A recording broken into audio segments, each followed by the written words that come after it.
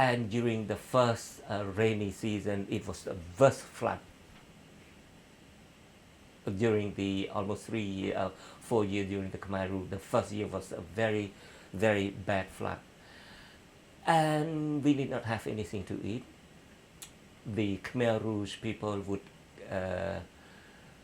come in the evening by boat and would distribute one rice spoon of rice, raw rice, to each family, to each person. If you have three people in the family, you would have three spoonful of rice. I was by myself, I have only one spoon. It was very bad. The first months of rainy season, the water level did not reach our bed yet.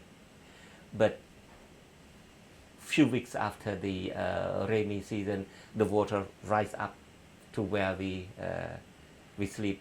So we actually live in the water probably 3 months. And Aunty Poh, my neighbor, saw that leech, a lot of leeches. So she cut her skirt and make a pan for me, a pan with no hole. It's just like a sock, and you put on that pan from skirt. And I live in this situation in the water probably more than 2 months. And after that rainy season, when the water subsides, I remember the first time I took off that pants and I dry it, and you can see the mark from the leeches, just thousands of them, and it looks very scary. I wish I could keep it and as a souvenir. And during that flood season, the first rainy season, the first flood season, the majority of my residents, most of them died.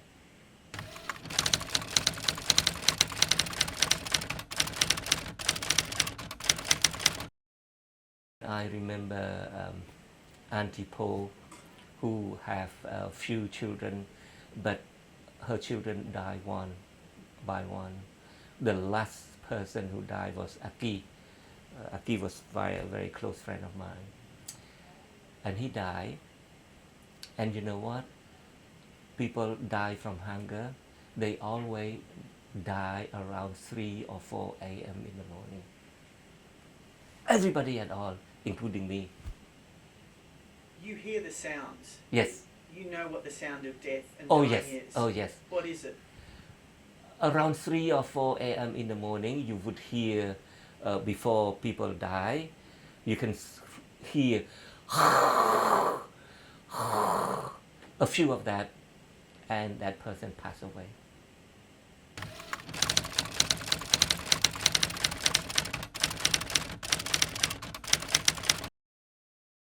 Aunty Poh and I were waiting for so long for the Khmer Rouge to come and give us the daily ration, but it was very late into the night.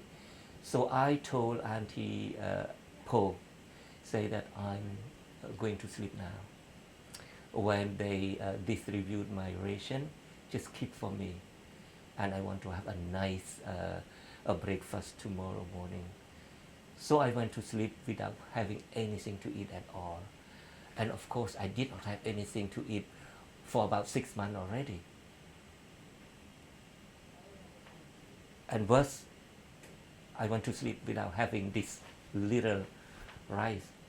So around 3 or 4 a.m., I make that sound myself. But I was conscious. And I thought, oh, this is how people die.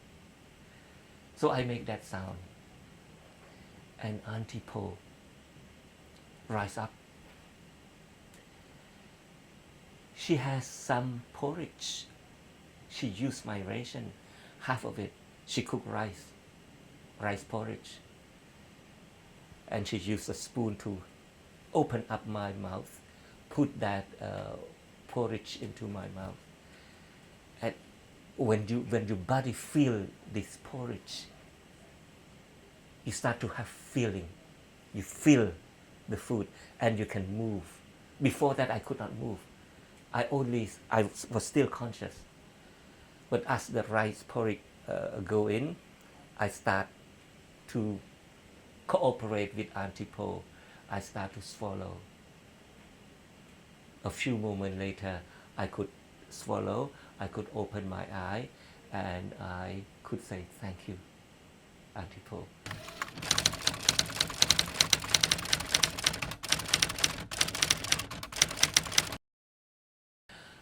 Aunty Poh was not lucky. Her son Aki was the last children of her, the last child of her children who died, and I have to put up with that as well, because of one family would have one rice, one spoonful of rice. So Aki died, and Aunty Poh begged me not to tell the Khmer Rouge that he passed away, because she wanted to have his ration.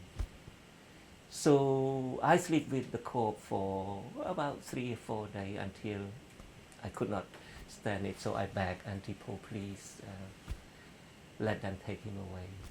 And she agreed, okay, tell them. So when they came in the evening, I told them that Aki passed away and we didn't know, and that they took Aki away. A few days later, Aunty Poh also passed away of hunger as well.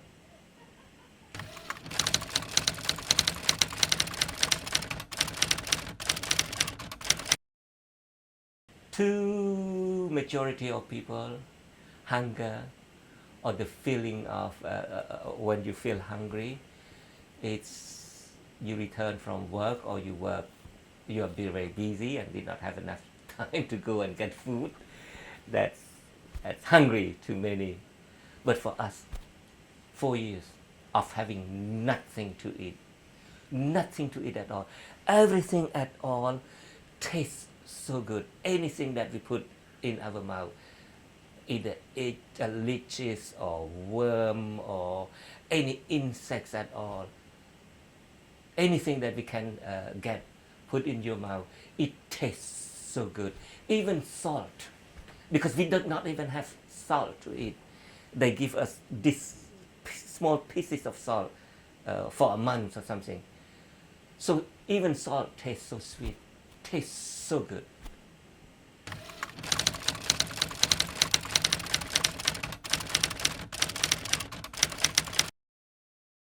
I was waiting and waiting every day. Sometime at the end of the day, I would count family. Okay, 5 more family would be my family. But then nothing happened. Return home hopeless. But then another day, another hope, pack up my lunch and would go out and sit and wait. Do nothing but just sit and wait and look. But then I met people, asked around.